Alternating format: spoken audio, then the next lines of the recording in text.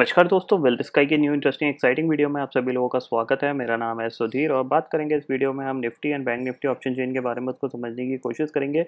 Understand करेंगे कि कल की एक्सपायरी किस लेवल पे हो सकती है और कल क्या मार्केट में कोई मूवमेंट बनेगा या फिर सेम मार्केट एक नैरो रेंज ही बनाएगा 100-150 पॉइंट की उसी के अंदर कामकाज करेगा।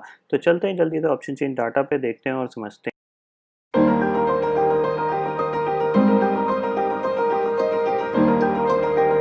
तो फाइनली दोस्तों मैं आ गया हूँ एनएससी की वेबसाइट पे जहाँ पे हम Nifty and bank Nifty option chain data समझने की कोशिश कर रहे हैं। तो सबसे पहले यहाँ पे एक बार को रिफ्रेश कर लेते हैं।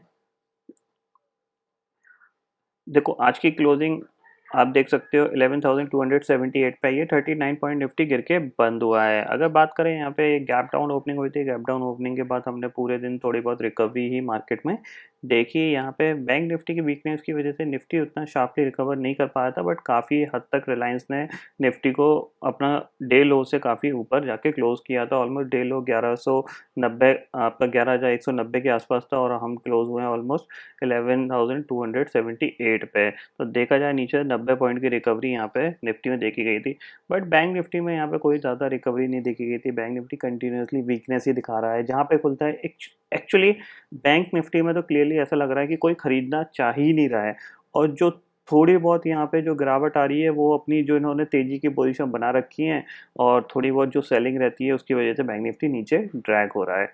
अगर हम ऑप्शन चेन में देखें कल की एक्सपायरी में, देखो सबसे बड़ा इंपॉर्टेंट चीज़ क्या है, कल जो इंटरेस्ट को लेके सुप्रीम कोर्ट में जो बेसिकली केस चल रहा है, कल उसकी हेयरिंग होगी। तो उसकी वजह से वैसे ही बैंक निफ्टी कोई मूव नहीं दे पाएगा, क्योंकि जाहिर सी बात है कि वो न्यूज़ फ्लो की वजह से अगर वो कुछ आउटकम आता है उसकी वजह से तो बैंक निफ्टी मूव दे सकता है। लेकिन यहाँ पे तेजी करने वाले मंदी करने वाले दोनों को कोई भी अंदाज़ा नहीं लग पा रहा है कि कैसा बैंक निफ्टी का वो पर्टिकुलर सिनेरियो बनेगा जिसके बेसिस से मंदी या तेजी करी जाए।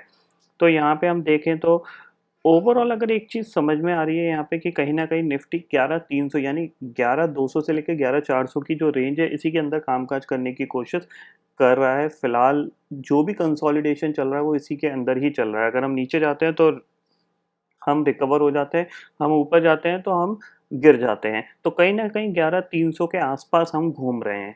ये चीज़ क्लियरली यहाँ पे समझ में आ रही है पिछले 5-6 ट्रेडिंग सेशन देखने में। तो यहाँ पे अगर देखो तो 11,200 की जो पुट है 26 लाख का ओपन इंटरेस्ट यहाँ पे खड़ा हुआ है, क्लियरली दिख रहा है। 11,200 के नीचे कल एक्सपायरी नहीं होगी। यहाँ पे आपको सिर्फ कॉल राइटिंग में अगर देखा जाए तो 4,70,000 का ओपन इंटरेस्ट यहाँ पे दिख रहा है। एक ही शर्त पे 11,200 के नीचे एक्सपायरी हो सकती है कि अगर हम 11,200 के नीचे ही जाके खुलें, उसकी पॉसिबिलिटीज़ थोड़ी सी कम है, क्योंकि आज के ट्रेडिंग सेशन में भी हम 11,200 के नीचे हार्डली 4-5 मिनट के लिए गए थे, जबकि इतनी ज़्यादा वीकनेस थी।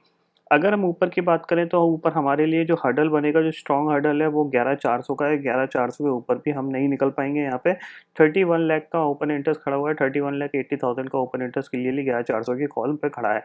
इसका मतलब क्या है कि हम कहीं ना कहीं कल 11,200 से लेके इवन 11,250 से लेके 11,350 के बीच में ही ट्रैवल करते हुए दिखाई देंगे। इसी के बीच में हम ट्रेडिंग करते हुए दिखाई देंगे। तो इसका जो मेन सिनेरियो बन रहा है वो 11,300 के आसपास का बन रहा है। यानी हम अगर थोड़ा सा ऊपर खुलते हैं तो कहीं ना कहीं यहाँ पे पुट राइटर्स ऐड होंगे और वो 11,300 के आसपास ही कहीं निफ्टी की एक्सपायरी होती हुई आपको दिखाई दे सकती है। अननेसेसरी कोई न्यूज़ फ्लो नहीं आ जाता या कोई भी जो बैंक निफ्टी से रिगार्डिंग हेयरिंग जो चल रही है उसके कोई भी यहाँ पे आउटकम नहीं आता। तो उसके बिना कोई आउटकम नॉर्मल ट्रेडिंग सेशन के हिसाब से 11,300 के आसपास एक्सपायरी मैं एक्सपेक्ट कर रहा हूँ। लेकिन अगर हम बैंक निफ्टी की बात करें तो देखो बैंक निफ्टी में हम समझते हैं कि बैंक निफ्टी में हो क्या रहा है। सबसे पहले निफ्टी का ये 15 मिनट का चार्ट है। देखो वही चार्ट है जो पिछले हम ऑलमोस्ट लास्ट वनडे से हम फॉलो कर रहे हैं।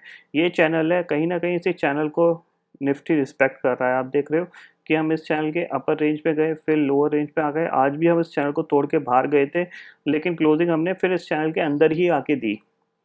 तो ये बता रहा है कि कहीं न कहीं मार्केट 11,300 के आसपास ही अपना बेस बनाने की कोशिश कर रहा है कि जब तक ग्लोबल माहौल सुधर नहीं जाते या फिर जो भी कंसोलिडेशन है वो चल रहा है, एक बार फिर तेज़ी बनेगी तो वो कहीं न कहीं 11,300 के आसपास ही हम ज़्यादातर टाइम गुज़ार रहे हैं। तो यहाँ पे अगर देखा जाए तो निफ्टी ऑलमोस्ट नियरेस्ट अगर देखा जाए 11,163 के आसपास आपका 11,150 के आसपास आपका 50 डे मूविंग एवरेज आ रहा है। तो एग्जैक्टली उसके थोड़ा सा पास तक गया तो वहाँ से इसने रिवर्सल दिखाया है। लेकिन बैंक निफ्टी के केस में देखो तो यहाँ पे देखो अब सबसे पहली चीज़ क्या है, यहाँ पे सबसे पहली चीज़ ये है कि अगर हम 11,300 के ऊपर निकलते हैं, 11,300 के ऊपर निकलते हैं तो हम 11,400 तक जा सकते हैं। ठीक है, ऐसा नहीं है नहीं जा सकते, हम क्लियरली जा सकते हैं, क्योंकि इस चैनल के अंदर हम तो कामकाज कर ही रहे हैं, यानी 11,450 से लेके 11,200 के बीच में हम काम कर रहे हैं। तो इस चीज़ पे आप ज़रूर फोकस रखिएगा। अगर हम बैंक निफ्टी की बात करें तो देखो बैंक निफ्टी ने क्या किया आज के ट्रेडिंग सेशन में। आज के ट्रेडिंग सेशन में इसने अपने 50 डे सिंपल मूविंग एवरेज को ब्रेक किया है। ठीक है, क्लोजिंग उसके नीचे आई है। तो कल का ट्रेडिंग सेशन बैंक निफ्टी के लिए बहुत ज़्यादा इंपॉर्टेंट रहेगा। क्यों इंपॉर्टेंट रहेगा? क्योंकि आप देख रहे हो कि अगर हम यहाँ पे देखने की कोशिश करें, जून के बाद बैंक निफ्टी ने 50 डे मूविंग एवरेज के नीचे कंटिन्यूसली ट्रेडिंग सेशन नहीं दिए हैं। आप देख रहे हो यहाँ पे भी इसने सपोर्ट 50 डे मूविंग एवरेज से लिया था, यहाँ पे इसने ब्रेक किया तो अगले दिन सीधा उसके ऊपर क्लोज हो गया। तो कहीं ना कहीं मैं एक्सपेक्ट कर रहा हूँ कि कल एक बैंक निफ्टी के अंदर एक मूवमेंट बनना चाहिए जो कि करीब 22,500 या 22,600 तक बैंक निफ्टी को ले जाना चाहिए यहाँ पे। यानी अगर कल बैंक निफ्टी फ्लैट खुलता है, ये देखो कल बैंक निफ्टी है, आज इसने क्या किया, आज एक बहुत ही ज़्यादा 12 बजे से लेके ऑलमोस्ट एक नैरो रेंज में कंसोलिडेट करके फिर उस रेंज का एक ब्रेकआउट दिया है। तो कल अगर बैंक निफ्टी आपका इस लेवल को पार करता है करीब करीब 22,350, तो ये आपको कहाँ तक का मूवमेंट दे सकता है, 22,700 तक का देना चाहिए। इवन 22,700 नहीं, 22,550 तक का तो देना ही चाहिए इसको, अगर आप ये जो कंटिन्यूसली ट्रेंड जो है पॉजिटिव इसको मेंटेन करना है। तो कल मैं बैंक निफ्टी में थोड़ा-सा फ़ोकस करूँगा और मेरा जो इरादा है वो मैं बताऊँ तो मैं 22,200 के नीचे की, यानी 22,200 की, 22,100 की, 22,000 की ये पुट सेल करने की कोशिश करूँगा with the strict stop loss, क्योंकि कहीं न कहीं मैं एक्सपेक्ट कर रहा हूँ कि ये एक रिवर्सल दिखा के ये ऊपर की तरफ क्लोज़ हो, यानी 22,500 के ऊपर क्लोज हो, ऐसा मेरा प्लान है कल का ट्रेडिंग सेशन, क्योंकि पिछले 4-5 ट्रेडिंग सेशन से मैं कुछ भी काम नहीं कर रहा हूँ। तो कल के ट्रेडिंग सेशन में मेरा ये प्लान है कि मैं इस तरीके का व्यू लेके एक बार 22,200, 22,100 और 22,000 की पुट सेल करने की कोशिश करूँगा, यानी तेजी करूँगा। मैं कॉल बाय नहीं करूँगा, मैं पुट सेल करके तेजी करूँगा, क्योंकि जो मार्केट का जो रेंज है वो बहुत छोटी बन जाती है जाके, तो उसमें ऑप्शन बाइंग का कोई फ़ायदा नहीं है। ऑप्शन सेल करके ही आपको थोड़ा बहुत प्रीमियम कलेक्शन मिल सकता है, यानी इनके जो प्रीमियम होंगे शायद 60, 70, 80 ऐसे रुपए के चल रहे होंगे। 22,000 का आपका चल रहा होगा मुश्किल से 40-50 का, 22,100 का चल रहा होगा आपका 80 का, और 22,200 का 100 का चल रहा होगा। तो उसी को मैं कलेक्ट करने की कोशिश करूँगा with the strict stop loss. तो ये चीज़ मेरे को क्लियरली समझ में आ रही है। अगर हम ग्लोबल माहौल देखें तो आज का नैस्डैक फ्यूचर की बात करें तो देखो अभी 168 पॉइंट ऊपर कामकाज कर रहा है, तो एक बाउंस बैक की तैयारी हो रही है यहाँ पे। तो अगर आज के ट्रेडिंग सेशन में बाउंस बैक आता है तो अच्छी बात है यहाँ पे। दूसरी चीज़ अगर देखा जाए तो इसने कल अपने 50 डे मूविंग एवरेज को ब्रेक कर दिया था, लेकिन आज ये उसके ऊपर ही कामकाज कर रहा है। तो कहीं न कहीं सेम सिनेरियो बन रहा है जैसा बैंक निफ्टी में आपको बनता हुआ दिखाई दे रहा है, जैसे मैं एक्सपेक्ट कर रहा हूँ वैसा। सेम चीज़ आपका डाउ जो का है, आप दो 200 पॉइंट ऊपर कामकाज कर रहा है, तो एक रिवर्सल यहाँ पे भी आने की कोशिश कर रही है। यहाँ पे भी आप देख रहे हो मूविंग एवरेज आपका 22,200 और 27,200, 27,300 के ऊपर है।